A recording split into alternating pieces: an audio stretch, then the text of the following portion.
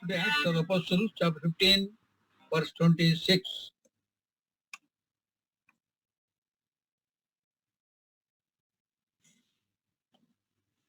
Acts of the Apostles, chapter 15, verse 26.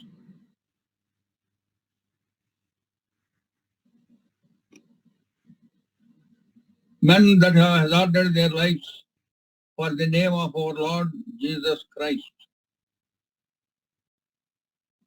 Once again, I am reading that verse. Acts of the Apostles, chapter 15, verse 26. Men that have hazarded their lives for the name of our Lord Jesus Christ. May our blessed Savior bless this portion for us. Shall we pray? Our loving Heavenly Father, our gracious and wonder-working God, we thank Thee for Thy word which is eternally settled in heaven. Release Thy word unto us. With great expectation, we are seated in Thy presence. So honor our faith, answer our prayers. Let Thy voice be heard, Thy presence be experienced by every one of us. Help that every one of us may be benefited and be blessed through the meditation of Thy word. Thank Thee for all those who are connected to this Zoom, the online service. Bless every one of them. Give us hearing ears and understanding heart. Encourage us through Thy word. Challenge us through Thy word. Committing ourselves into the loving hand, pray with thanksgiving in the precious and sweet name of our Lord and our Savior, Jesus Christ. Amen. Here we have a very challenging word from Acts chapter 15, verse 26. Before that, verse 25 says like this: It seemed good unto us, being assembled with one accord, to send chosen men unto you with our beloved Barnabas and Paul. And then it says, men that have hazarded their lives for the name of our Lord Jesus Christ. It tells about the Paul and Barnabas plus the chosen men who were ordained for a specific purpose of ministry. In 1980, I was sharing the word as a last message from this chapter, from this verse. In 1980, sometime in September, as I was sharing this word, there was a question in my heart. As you are talking about the sacrifice of Paul, Barnabas, and all the apostles of old, what about you? How about you? There was an inner voice challenging me as I was sharing the word. I was talking about how Stephen gave his life for the cause of Christ. He was stoned to death. Stone after stone was falling on him. His whole body was oozing out with the blood, and he just collapsed. And he did not deny Christ. He gave his life. He is one of those who hazarded his life. That means hazarded means who risked his life. And then Paul, he suffered all through his life, even after he was born again on his way to Damascus. We find in the very 9th chapter of Book of Acts how Jews planned to kill him. Right from that time onwards, as he began ministering, his life was in danger. All through his ministerial career, his life was in danger, yet he did not stop proclaiming the glorious gospel of the Lord Jesus Christ. He was determined not to know anything of anything except Christ and Christ crucified. 1 Corinthians chapter 2, verse 2. For I determined not to know anything among you save Jesus Christ and Him crucified. So we find through the scripture the life of Apostle Paul, who was obsessed to preach the glorious gospel of the Lord Jesus Christ at the risk of his life. He did not care for anything. Many times he faced many problems, but yet he went on steadily, following him, serving him, risking his life and serving him. See, Acts of the Apostles, chapter 20, verse 24. He says this word to the Ephesian elders. Verse 23 also. Save that the Holy Ghost witnesseth in every city, saying that bonds and afflictions abide me. But none of these things move me, neither count I my life dear unto myself, so that I might finish my course with joy and the ministry which I have received of the Lord Jesus to testify the gospel of the grace of God. So that was the style of life that he was living. He did not care for his life. That is how those who are following him were emboldened to preach the glorious gospel of the Lord Jesus Christ with much liberty and freedom. See Philippians chapter 1. Philippians chapter 1 verse 12. But I would, you should understand, brethren, that the things which happened unto me have fallen out rather unto the furtherance of the gospel. Things that has happened unto him, he says, the circumstances that he confronted in his ministerial career, they only helped for the furtherance of the gospel. That did not deter him, that did not stop him to take the name of the Lord, nor following him, nor serving him. But it enabled him more and more to follow him. Seeing his boldness, we find in verse 14 of the same chapter, Philippians 1:14. And many of the brethren in the Lord, waxing confident by my bonds, are much more bold to speak the word without fear. So that is how we find in the life of Apostle Paul, he was daring anything. He did not care for his life. That was the obsession with which he followed and served him. So the life of Apostle Paul was a great challenge for me. As I was sharing these thoughts in the church in the final message, there was a question in my heart. How about you? You are talking about them. You are talking about their sacrifice. How about you? How about you? Then I shared with my wife that evening, it appears that Lord is calling me for his work. Then my wife said, if you are sure that God is calling you, you resign. I will also resign. She was working as a teacher. I will also resign. You also resign. We will serve the Lord. But when she said, make sure that it is God that has called you, there I paused for a while. Sometimes there is an emotional excitement in the church as you go and sing songs, as you listen to the word of God, and even as you sharing the word, there is some sort of emotional excitement. We are humans. Humans are full of feelings and emotions. I thought maybe it is an emotional thing. I just kept quiet and I was praying, Lord, let thy will be done. Very next year, Brother Philip, Brother Baksing, Brother Philip, and Brother Lazasen, they came to Delhi and set apart elders in the church. And I was one among them. 5 of us were set apart in Delhi Assembly in 1980. And I was one among them. Then I thought maybe this is the ministry that Lord has committed, because even earlier I was ministering the word of God. I was being sent for various ministerial responsibilities. I thought this is what God has given me. So I have set aside that challenge, set aside that calling. But God has put me into a lot of testing, trials and tribulations, I could call them. Tough times, lot of stress and strain I had to face.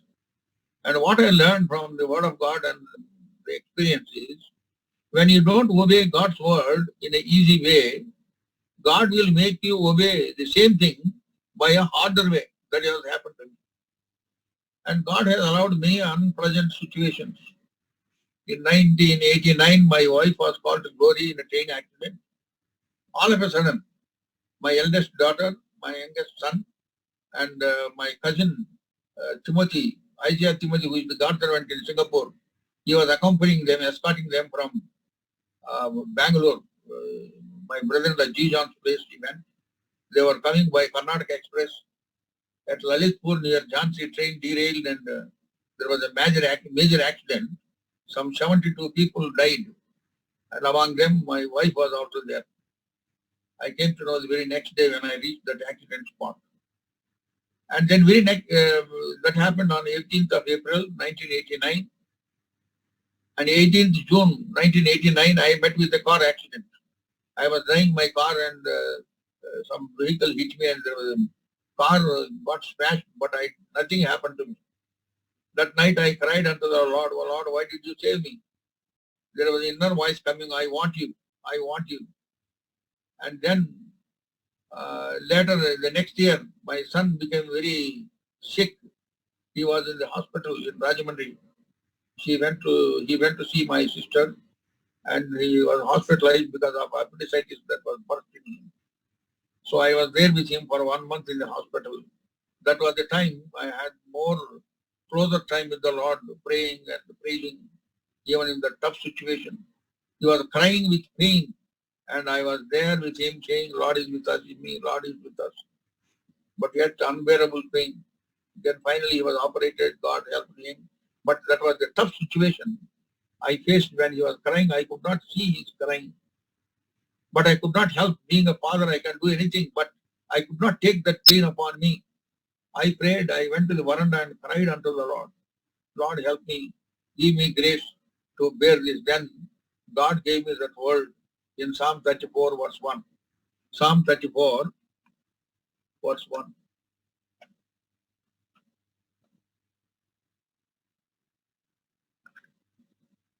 There we find David's experience in the midst of a lot of trials.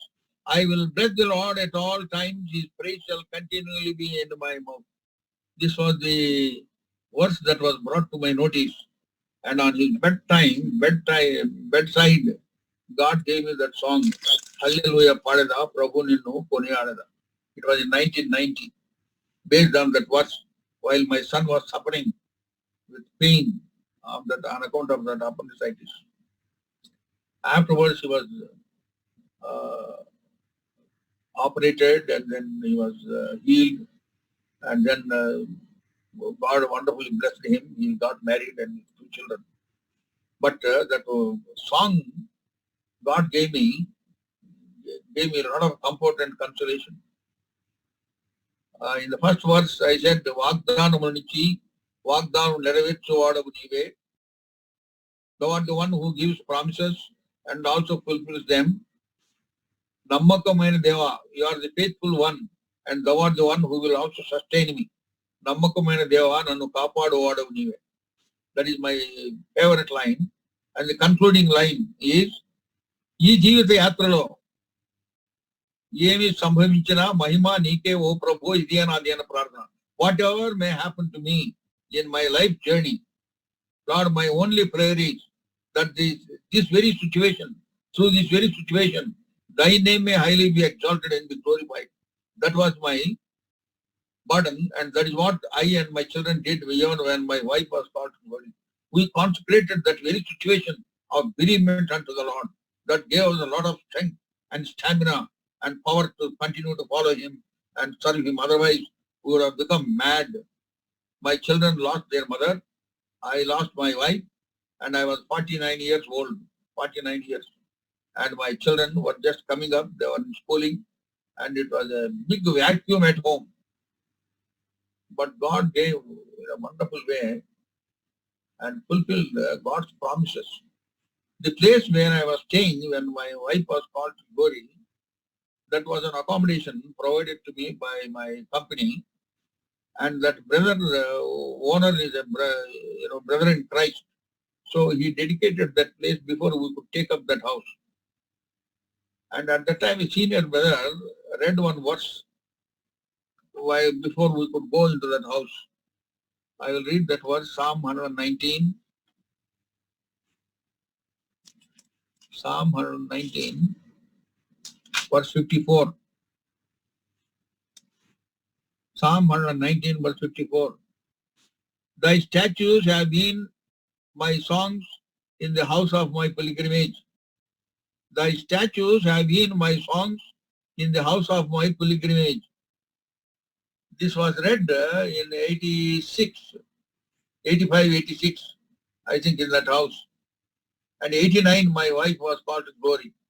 And then very strangely, lot of songs came out. As I play harmonium and sing a lot of tunes, I'm not a music teacher or I learned any music at all. But wonderful tunes used to come, and God gave me a lot of songs. And one of them is this Hallelujah part. The other one was even when I was God was speaking to me for His service. I composed that song. What is your sacrifice and what is your life? क्या है तेरी गवाही नी साक्ष्यमु ఏది నీ బలి అర్పణ ఏది. That song also God gave me. At that time we were meditating Acts of the Apostles in the church. So God, in a wonderful way, God fulfilled that promise in Psalm 119 verse 54, where it said, "Thy statutes, O God, have become my songs in the house of my pilgrimage." The places where we stay, whether it is rented accommodation or our own accommodation, is a house of pilgrimage. It is a yatra graham.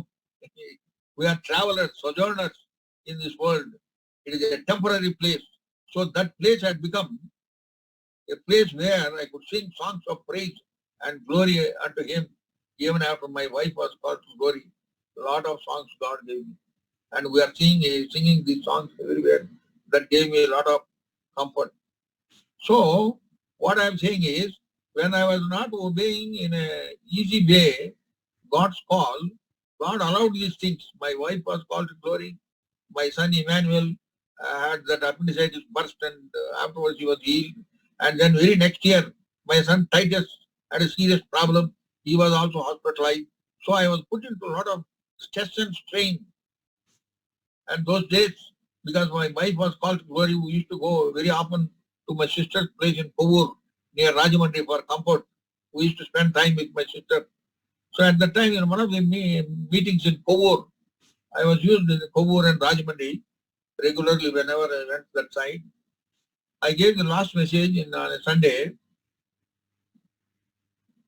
After the message was over, I knelt down where I was standing, and the God servant who was translating for me, one brother, Elisha, is a wonderful servant of God and a very good translator also. So he was saying like this, he was making announcements like this in the church in Kovur. When brother was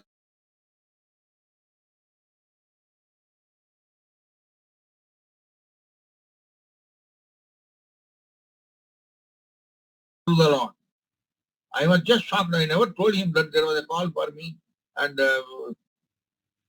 God has been calling me for His service. I never shared with him at all. Then as I was kneeling down, I took it as from the Lord, the final thing. Then when I went back from Kovur, I have resigned my job.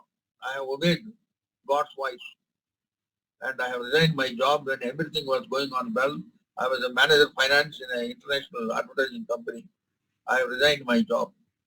When I put in my resignation, I wrote in my resignation like this: I have been praying much, and God has called me for His service. So I have now decided to serve the Lord who loved me and gave Himself for me. And since God has spoken to me, now I have resigned.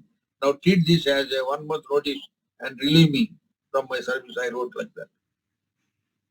When my vice president saw that letter, he said, "What? God spoke to you?"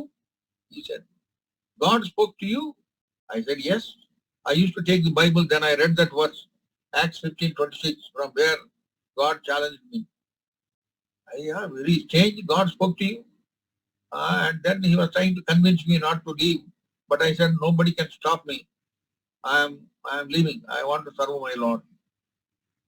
And then after 1 month, I got relieved and I came to serve the Lord. I shared with the brethren. They wept. They cried. How 5 children you have? How could you do this? I said, God had been calling me. I never shared with anybody because I never wanted to be influenced by anyone. So I have now taken a decision. I have resigned. This is the letter I have resigned. They glorified God. They were thinking, they prayed like this: Lord, we have been looking for some God servant for our assembly in Delhi, but we never knew that one of us would come for the service. Now this is J.C. Rao here, so use him. And then we wrote letters to all the senior brethren, Brother Philip, Koshi, and Lazar Sen. Brother Philip wrote us a letter saying that God has already trained Brother J.C. Rao let him serve the Lord in Delhi. So that is how I am in Delhi serving the Lord. So what I am saying is, when I did not obey in 1980, when God challenged me, I waited, but God allowed all these things. My wife was called to glory. My son suffered. My another son suffered. Through these sufferings, God has prepared my heart, and finally I yielded and served the Lord. And in a wonderful way, God has sustained us. And what I thought was, after resigning my job, I thought I will have a lot of time to travel around Andhra Pradesh and other places to testify. But I could not go. It was so much of responsibility. I could not go. And I went to the convocations, Kalimpong and Madras and other places. And I used to go and come. But God started using me more and more as time passed by. And in a wonderful way, God has helped me to minister the word of grace. So that is how I resigned my job. And I want to tell you, how could I take such a step when my 5 children are still in the schooling, and some of them are in the college, some of them in the school. I don't have any property to back up. I do not have any land, immovable or movable property. I did not have anything. But I resigned my job because I was challenged by the life of Apostle Paul, and I was challenged by the testimony of Brother Bhaksing. Then I told myself, God of Brother Bhaksing is my God. God of Apostle Paul is my God. What he could do through their life, he can also do same thing through me, because I am his child. So that is how God spoke to me and gave me assurance. And in a wonderful way, God led me hither to go. Indeed, he has been my Ebenezer. And God sustained all the children, got educated in a mysterious way. My children have seen with their own eyes how God has sustained us. I am not such a servant of God going with the bag and like bill collector collect money from the believers. I never do that. I never go like that. But God has sustained us in a mysterious way, because my life is dotted by prayer and faith. That is why God gave me a lot of strength. I also realize past experience of his faithfulness gives us assurance for the future. Even before I could resign my job, lots of things have happened whereby I was assured, in that situation I helped you, in that situation I was faithful, so I will also take care of you. So we have a scriptural illustration in the word of God. When David came forward to kill Goliath, King Saul says, hey, you are an young boy, he was well trained, how can you kill him? Then David tells him like this. See 1 Samuel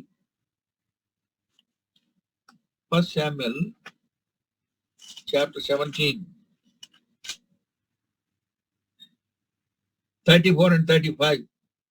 And David said unto Saul, thy servant kept his father's sheep, and there came a lion and a bear, and took a lamb out of the flock. And I went out after him, and smote him, and delivered it out of the mouth. And when he arose against me, I caught him by his beard, and smote him, and slew him. See, then he says, verse 36, thy servant slew both the lion and the bear, and this uncircumcised Philistine shall be as one of them, seeing he hath defied the armies of the living God. So the past experience of God's faithfulness that he experienced in killing the lion and the bear, he knew same God will also help him to face this Goliath. So when the Goliath was challenging, children of Israel were running away. But when David came onto the scene, the situation changed. When Goliath was challenging, we find in a verse 45, he hasted and ran. We can see verse 48. And it came to pass when the Philistine arose, came and drew nigh to meet David, that David hasted and ran toward the army to meet the Philistine. What a contrast. Children of Israel ran away from Goliath.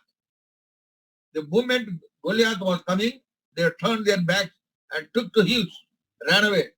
But David, the sweetest singer of all Israel, he was not afraid of David because, you know, what is the difference? Children of Israel saw Goliath, a mighty man of valor, and looked at themselves. So they thought we are nothing before him. That is why they were running away. But David saw Goliath, a mighty man indeed, no doubt about it. But he did not look at himself. He looked unto the Lord of hosts. That is why that gave him guts, that gave him courage and strength to face that Goliath. That is why while children of Israel were running, he hasted towards Goliath. That is the difference. It all depends upon the faith that you have in Christ. To what extent you have faith, to that extent you can enjoy the power of the living God. In my past life, before I could put in my papers, lots of situations have happened wherein God honored my faith. Even at that time, I used to live by faith. I used to exercise faith. That is how I could experience His power, unlimited power of God. I do not know whether I shared with you earlier, when my wife was pregnant for the first time in 1969, we were in Anantapur Engineering College area. I was in NCC at the time. There was no traffic in the night to take my wife if she developed pain. So I asked my officer commanding, one Lieutenant Colonel Tangaraj, sir, I need a vehicle if I have to take my wife for delivery to the hospital. Then immediately he sanctioned and called the driver and told him, driver of the military vehicle, before you go to the town, after the office hours, give the key to the military men. They also live nearby where I live. Give the car key to them and you go. And he was doing it every day. But on 17th of April, night 11 o'clock, my wife developed pains and I went to those military men. Both of them, they said, today the driver did not give the key. Every day he was giving. That day he did not give. Then I thought my testing time has begun. Lord is testing me. Then I said, Lord, you have given us promises. Lord has given that year the Motor-Cod verse in 1969. First one verse was, I will read for you, Hebrews chapter 13 verse 5, second portion of that verse. I and my wife, we have been claiming that promise in our daily prayers. Hebrews chapter 13 verse 5, second portion. For he hath said, I will never leave thee nor forsake thee. For he hath said, I will never leave thee nor forsake thee. And the second verse was book of Isaiah, chapter 41. Kindly look into the word, please. Book of Isaiah 41, verse 10. Fear thou not, I am with thee. Be not dismayed, for I am thy God. I will strengthen thee, yea, I will help thee, yea, I will uphold thee with my right hand of my righteousness. The verse was, fear thou not, for I am with thee. And the third verse was, in that Motor-Cod in 1969, Judges chapter 6, verse 12. The Lord is with thee, thou mighty man of valor. So that's how I and my wife used to claim this promise, this threefold promise in the Motor-Cod. So then when I knew that the car key was not there, I was praying in my heart, Lord, thou knowest you have given me this promise. We have been claiming this promise. Now they are saying car keys are not there. I do not know how. We know for sure. I know for sure you will help me. I was praying in my heart. I told the military men, let us go to the car. They said, hey, what would happen? They said, one of them would appear. I said, I am telling you, let us go to the car. Just few hours, we went to the car. We stayed there. I was closing my eyes and I was praying, Lord, I do not know how. You will help me. And my wife was with pain and my Attama was there. They were at home, just a few hours. And I was praying. God was there, this military one was there. As I was closing my eyes, afterwards I came to know this one of the military men went and asked the security guard for a matchbox. He took the matchbox, took 4 matchsticks. Somehow he opened the door of the glass and opened the car door and went inside, put 4 matchsticks in the reverse, in the ignition, and he turned and the engine started. Engine started with 4 matchsticks. As I was praying, I heard the engine noise. I said, praise the Lord. Then God, that is how God helped. You also try when you misplace your car key with matchsticks. It will start if you have faith. It started in a wonderful way. God helped me. And then in that car, I took my wife. Next day, I was blessed with a daughter. And that is on 18th of April, 1969. And that was a tough delivery for her, first delivery. And one Dr. Usha came and told me after the delivery, your God only saved your wife and your child. She said that was on 18th of April 1969. And exactly on the same day, 18th of April 1989, she was called to glory in a train accident within 20 years. Within 20 years, God blessed us with another 4 children. Ipsiba, the first girl, then Emmanuel, Titus, Daniel, and Joshua. All the 5 children.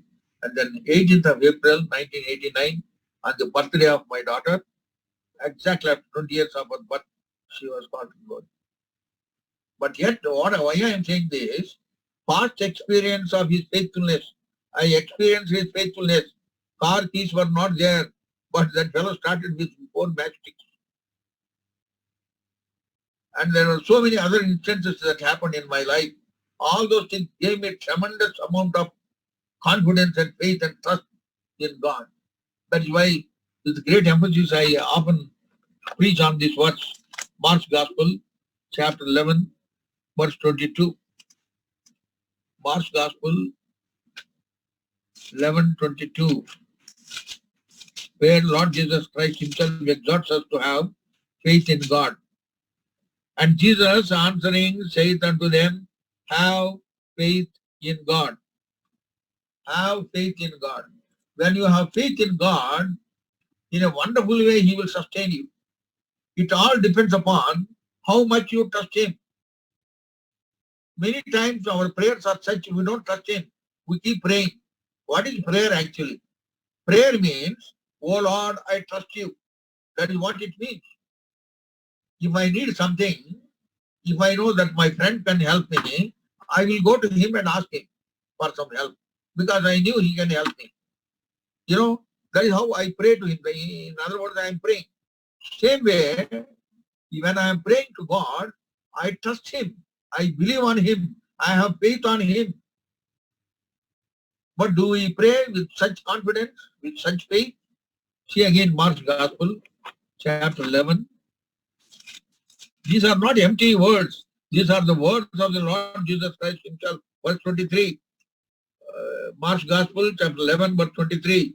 For verily I say unto you, that whosoever shall say unto this mountain, be thou removed, and be thou cast into the sea, and shall not doubt in his heart, but shall believe that these things which he hath shall come to pass, he shall have whatsoever he saith.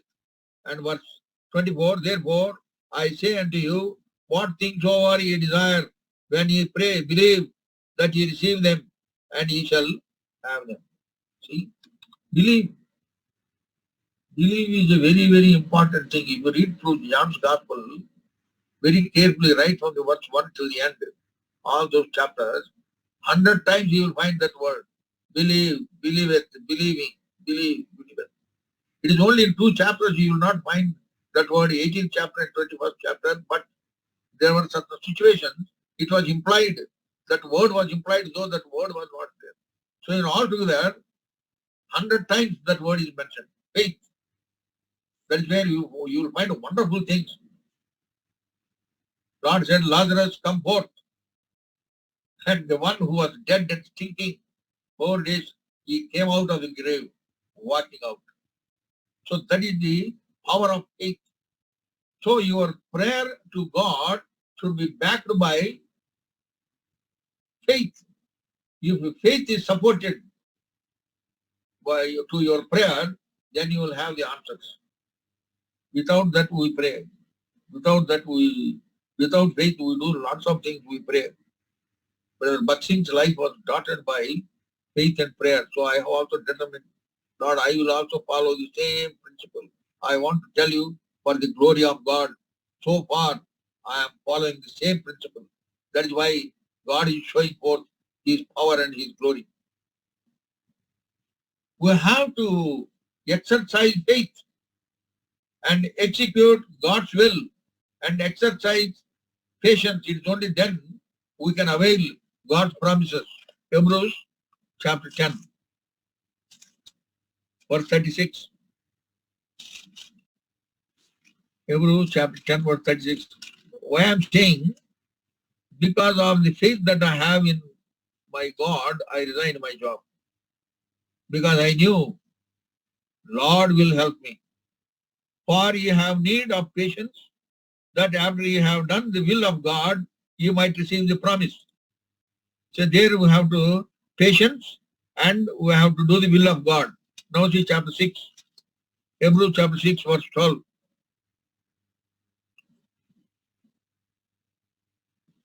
That ye be not slothful, but followers of them who through faith and patience inherit the promises. Faith and patience. So here another word I add, faith. So you should exercise faith, exercise patience, and execute God's will in order to appropriate and enjoy and express the promises that God has given to you. That is what I did. I am telling you for the glory of God. In a mysterious way, there were several situations. I can narrate many situations how God helped me by faith when I trusted Him. In a wonderful way, God has helped me. So that is how we have to live by faith. And I have seen some people in some area in India, they wanted to purchase a land. They had the burden. If that was the burden of the Lord, then what they should do? They should pray. Oh Lord, help. Thou hast said that we should possess this land. You only help us. They don't have to write. Many people write saying that, please pray, we are going to purchase this land. Kindly pray for us. In other words, they are asking money. You don't have to do all that. Brother Bakshing never did that. Those who have followed Brother Bakshing's life, I have followed very closely. I have been watching. That is what has become a great challenge for me. These people in that state, somewhere in India, they announced we need 45 lakhs to purchase a plot. They announced the amount also 45 lakhs. Now, we will pray for 30 hours. 30 hours fasting prayer. 30 hours fasting prayer. No water, nothing. We will all fast and pray. He announced. How can you pray like that? How can you announce like this and pray for money? They did like this. And afterwards, then brother phones me up and tells, brother, after praying for 20 hours, I got 50% of that money. That is no faith. God cannot honor our faith like that. That is actually we are begging. Don't you have the testimony of Brother Bakshing? When even that Balaji, that brother, Appaji, who is the owner of present Hebron, wanted to give that to Elim at the time, Brother Bakshing immediately refused. No, I don't want. Who is that man who will refuse when somebody is giving a gift like that? Brother Bakshing said, no, I don't need it. He said, freely I am giving. And Appaji was wondering, what is this man? And then after 2 years, he prayed. And then Brother Bakshing told him, now God wants me to take, you give. Then after 2 years only, he possessed that place. Another time, some missionaries came to see the convocation, how convocation is being held in India. So they came to see Brother Bakshing, and Brother Bakshing took them to the Hermon compound At that time, the roof was not there, empty place. They used to put tents. So they just showed them the place. Then the missionary said, Brother Bakshi, give us a project report for this. We can, how much it will cost and all that for covering this with a roof, proper roof. We will send you the money. You give us the report, we will give you the money. Brother Bakshi looked at them and smiled and said, my God is greater than you. Who else can do it except a man who had so much of faith and confidence? That is why, Brother Bakshi, maybe some of you have seen him, not seen him at all. There was so much of force, so much of punch in his ministry. There was power in his ministry because it was backed by prayer and faith. That life challenged me. And Apostle Paul's life challenged me. Stephen's life challenged me. Peter's life challenged me. That is how that song came. నీ సాక్ష్యము ఏది, నీ బలి అర్పణ ఏది, నీ సాక్ష్యము ఏది, నీ బలి అర్పణ ఏది. Every word, every sentence after sentence, I talked about the sufferings of the apostles. Then they suffered and served the Lord like this. What about your sacrifice? That is how I was challenged before I came to serve the Lord. That is why God gave me that song to compose. It was a great challenge. I get, overwhelmed when I sing those songs. Everything came out of the heart. It did not come out of my mind. It came out of the fullness of my heart. So God, in a wonderful way, God has led me hither to God. My forte is faith and prayer. And God sustained. God blessed all my children. They fear God and they are following Him. And in a wonderful way, God is helping me in His ministry. And so many other things have happened, but I was very, very strong in my faith.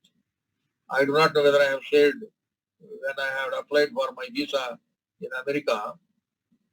When I went to the agent, it happened in 2004. When I got an invitation, my passport was empty. No, I did not go anywhere. I took that passport to an agent. The agent said, how much property you have? I said, I don't have any property. How much bank balance you have? And I don't have any kind of that bank balance, maybe 300-400 rupees. Then immediately he kept the passport in front of me. He said, Rao, you cannot go. They will not allow you to go. You better drop this idea. Then I said, you fix an appointment with the American embassy. I will go myself. Then he fixed an appointment and I went sometime in August. I was praying in my heart, Lord, I do not have anything in the world. I have you and your word. I have you and your word. Now you only help me. If it is in thy will that I should go and share the word of grace to the people in states, you give me the passport. That is how I went and stood in the line. There are 5 counters. In one of the lines I was standing. In front of me one young man goes and I could hear all the conversation there. That officer was saying, no, you can do this course in India to go. So he gave me the passport and sent him away. He's in the negative mode. I heard that. He said, no, I do not know what would happen when I go. But I was confident, Lord, if it is in thy will, you will do it. Again I prayed, Lord, I have you and your word, nothing else. Then I went to the counter. He said, oh, you are a Christian pastor. He said, yes, sir. Now he asked me one question. Among the 4 gospels, which was the first gospel that was written? I said, sir, it is Mark's gospel. He has got answers in the computer. He said, oh, yes, good. And then, do you read Acts of the Apostles? Sir, I read the whole Bible. Oh, then tell me, who wrote Acts of the Apostles? I said, it is St. Luke. Then I started preaching actually. St. Luke wrote 2 letters to one Theophilus. First letter was Luke's Gospel. In continuation of it, he wrote Acts of the Apostles to make him know after the ascension of the Lord Jesus Christ how his disciples did the work of the Lord. No, that is enough, he said. Now you are getting your passport. Immediately. He did not ask me anything which I did not have. He asked me what I have. That is an act of faith. I want to tell you, by all these instances and so many other things also that have happened, gave me a lot of confidence, immense faith in the true and the living God. That is how I am serving the Lord. So that is how it was initiated, and that was in Acts chapter 15, verse 26. I was challenged, and then in due time, as God confirmed through that God servant, when he made an announcement like this, without his knowledge of my call, I yielded. I took it as from the Lord. See, I am reading that verse. Men that have hazarded their lives for the name of our Lord Jesus Christ. Men that have hazarded their lives for the name of our Lord Jesus Christ. So, when you have prayer life supported by the promises and have in faith that God in a wonderful way, He will bless us. If you have this sort of faith and prayer in your individual life, that will also manifest in our prayer life in the church. Only such people can pray earnestly. Such people can pray in faith. Such people can pray positively, constructively for the edification of the body of Christ. It is then God will answer our prayers beyond our asking or ability. How many times our prayers are conversations between the two believers? Once I was away from town, away to another place. When I came back, one brother phoned me, brother, today I went to the church. That man, through his prayer, he was only hitting me, brother. All through prayer, he was hitting me. I was smiling. And he said, when my turn came, I did not leave him either. Then I said, what is it? You prayed or you are conversing in prayer? Many times, many believers pray like that. They use it as a opportunity to vent their feelings through prayer. There is no prayer at all. With burden-oriented prayers, and you pray within the church burden, within the parameters of the burden of the church, you pray. Whatever burdens have been announced, within that parameters, humble yourself and pray only for those. That is how God can answer our prayers. I heard about an incident in Bangalore many years ago. It happened. One man was about to die. Somebody said, yeah, let us call some pastor to pray for him so that he may be transported to heaven. So they went and called one pastor. The pastor came and started, let us bend our heads and pray. So a man was about to die. Instead of praying for him, he was praying for the evangelization of the whole world. He was praying for Mexico, he was praying for America, Michigan and London, and then California and Bahrain and Australia. So many cities he was mentioning and praying. After much prayer, mentioning all the cities of evangelization, he closed his prayer. By the time everybody was crying, he asked his neighbor who was standing beside him, said, what happened? He said, sir, he died. He asked, when did he die? He said, when you were in London. That is how our prayers are meaningless. We have to pray earnestly to the point, to the burden that God has announced. Our God servants have announced, our elders have announced. So within that parameters we should pray. So our life should be a life of prayer, life of supplication, life of intercession, and life supported by faith and promises. Then God can do wonders and miracles. If it is not there, if you don't have faith, leave alone the power that you may derive, you are not a Christian at all. How can you be a believer without having belief? Unbelieving believer, he is of no use in the church of God. So we have to examine ourselves whether you have faith. If God calls you, you should resign and serve the Lord. That is what I did. I am not saying that all of you should resign and serve. God has got different plans for different people. According to the good pleasure of His will, He uses them. So when God calls you for some purpose, for some specific need, you perform that thing according to His good pleasure. If not, you don't have that faith. You don't have that confidence. You are only just namke vaste. That sort of life is of no use. We have to men that have hazarded their lives. Brother Bhat Singh is one of those who risked the entire his life. He has become an agricultural engineer, but he has put everything on the altar and resigned his job. Though his father was alive, he lived like an orphan. His son, I met him, he brought him to my house also. Brother Bhat Singh's son lived like an orphan. Even though Brother Bhat Singh was alive, his wife lived like a widow, even though her husband, Brother Bhat Singh, was alive. And he left all and came out to serve the Lord because his wife was not willing to accompany him. He had given everything and came back. So that is how God used him. So those lives have become a great challenge for me. That is how I resigned my job. And there are so many things I cannot share. There is no time. So God may use us according to his good pleasure of his will. And let us examine ourselves whether you have that faith. Christian life begins by faith. According to John's Gospel 1:12, whoever believeth on him, to them he gave power to become the children of God. That is where it begins. Faith cometh by hearing the word of God. Romans 10:17. So Christian life begins by faith, and it must continue by faith. According to Acts chapter 14, verse 22, we should continue in faith. And then finally, Hebrews chapter 12, verse 2, looking unto Jesus, who is the author and the finisher of our faith. So a believer's life begins by faith, continues by faith, and ends by faith. That is the life that we should live. If there is anything lacking in our faith, we should commit unto the Lord and ask Him as the believers, as the disciples. As the disciples asked Him, Lord, increase our faith.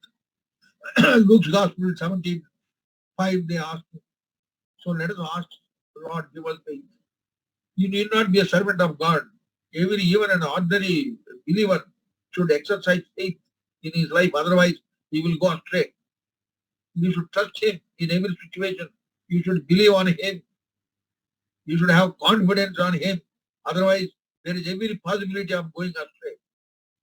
You should increase in faith. I think last time I have said how we should increase from strength to strength, from one height to another height, and we should go on increase from faith to faith. Then God's name would be glorified and God will bless us abundantly. May God bless this word.